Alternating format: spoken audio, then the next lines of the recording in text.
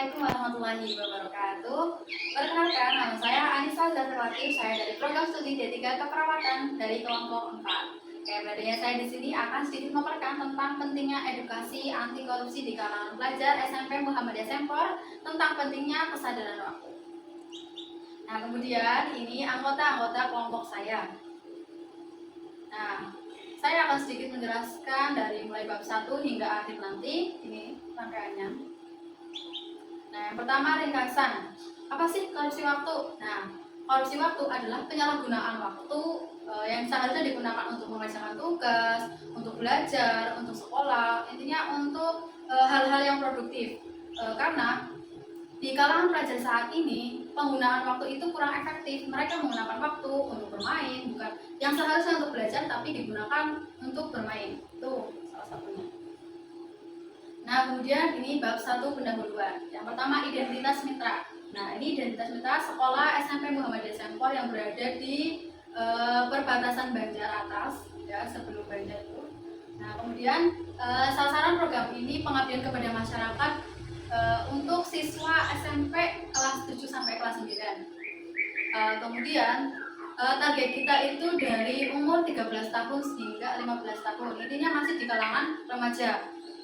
Kemudian hal ini sangat sering dijumpai adanya kesejahteraan yang menimbulkan adanya perilaku intoleransi. Itu pentingnya terkait waktu. Nah, kemudian latar belakang. Nah, latar belakang mengapa kita mengambil tema korupsi tentang pentingnya waktu, karena yang pertama permasalahan di bangsa kita sendiri, terutama tentang waktu. Pasti dari diri kita sendiri juga sering lalai ya terhadap penggunaan waktu, kita tidak bisa mengaturnya. Kita tuh juga bisa lalai lah, bukan hanya remaja tetapi diri kita juga bisa gitu. Maka pentingnya edukasi buat kalangan remaja. Kita menjelaskan tentang pentingnya penggunaan waktu yang efektif di era pelajar. Kemudian rumusan masalah. Yang pertama, bagaimana cara meningkatkan kesadaran anti korupsi dan pentingnya pengelolaan waktu di kalangan siswa pelajar SMP Muhammadiyah Sempor. Kemudian yang kedua, apa penyebab rendahnya pemahaman siswa SMP Muhammadiyah Sempor tentang pentingnya pengelolaan waktu dan nilai-nilai anti korupsi. Nah, kemudian ini tujuan program.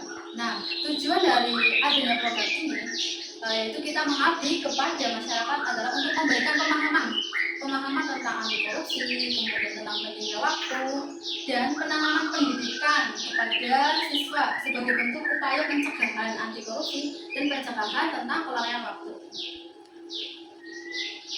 Nah, yang kemudian 5, luaran yang diharapkan.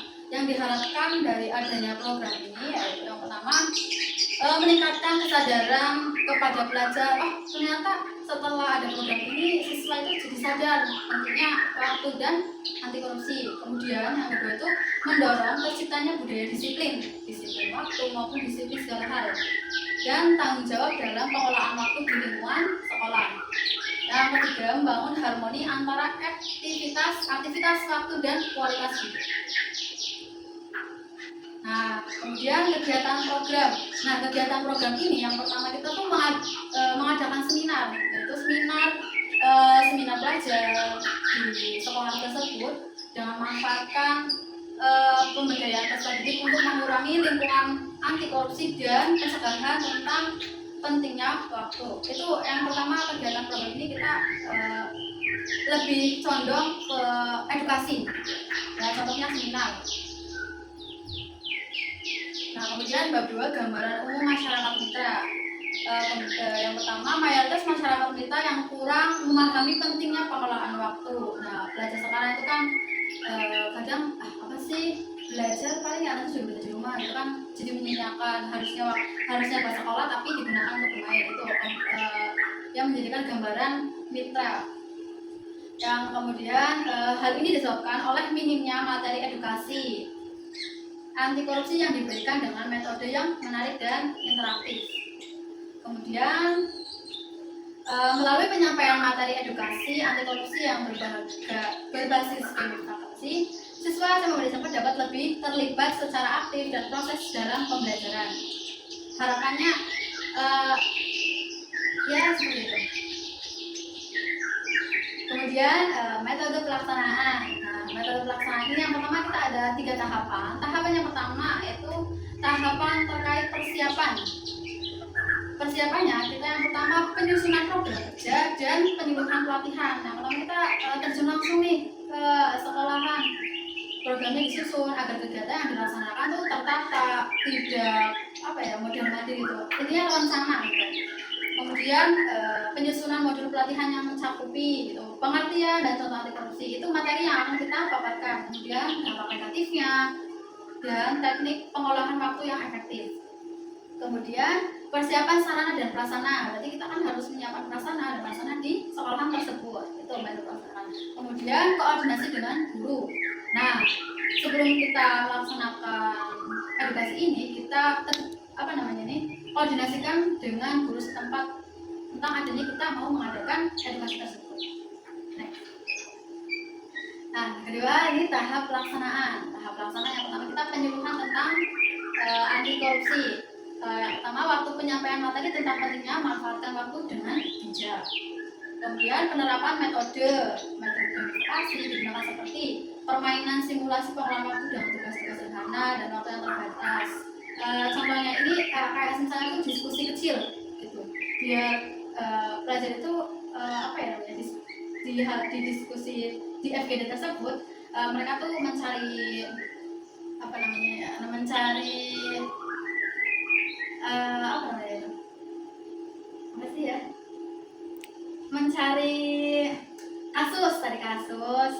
studi kasus tentang anti korupsi gitu.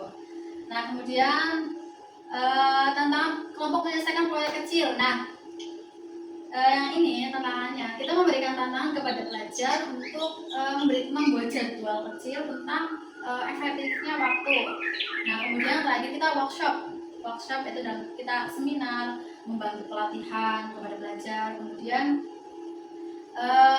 sekali lagi bagi waktu antara belajar, bermain, dan kegiatan. Nah, yang terakhir tahap monitoring dan evaluasi. Yang pertama kita observasi langsung. Kita nih tanya kepada guru atau tim, harapannya bisa memantau pelajar selama perkembangan mereka setelah adanya edukasi. Dan kemudian adanya umpan balik peserta. Siswa diminta untuk memberikan refleksi tentang perubahan kebiasaan. Nah, setelah adanya edukasi, apa sih perubahan yang mereka sudah dapatkan? Kemudian penilaian hasil program. Nah, penilaian hasil ini tingkat kehadiran siswa yang tepat waktu, kemudian jumlah siswa yang berhasil menyelesaikan tugas sesuai jadwal, persenan gitu ya, perubahan sikap siswa dalam mengelola waktu. Kemudian tindak lanjut, kita memberikan penghargaan bagi siswa yang menunjukkan disiplin waktu yang konsisten serta menyusun program itu untuk memperkuat kebiasaan baik tersebut. Nah, mungkin ini sedikit gambaran besar dari program yang akan kita laksanakan.